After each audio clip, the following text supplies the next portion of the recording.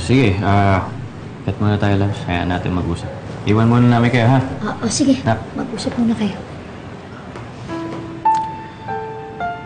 Babe, Beatrice. Po ka.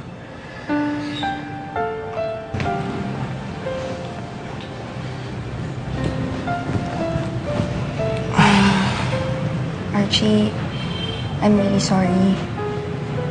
In this past few days na we've been apart, I realized that I was really too hard on you. Tama ka. Dapat ako yung unang umintindi at tumanggap sa sitwasyon mo. I'm sorry for being too demanding. Promise ko mas magiging understanding ako.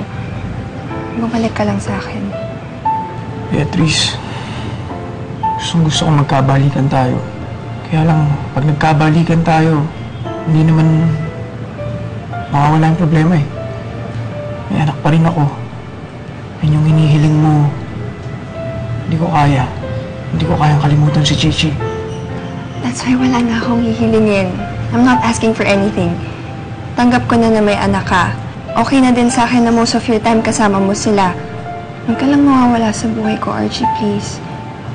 Please, Archie, take me back.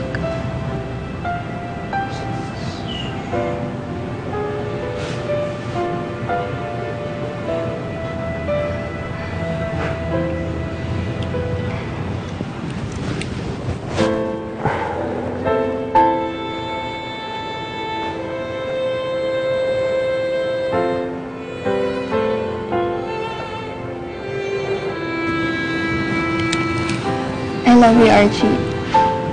I love you too.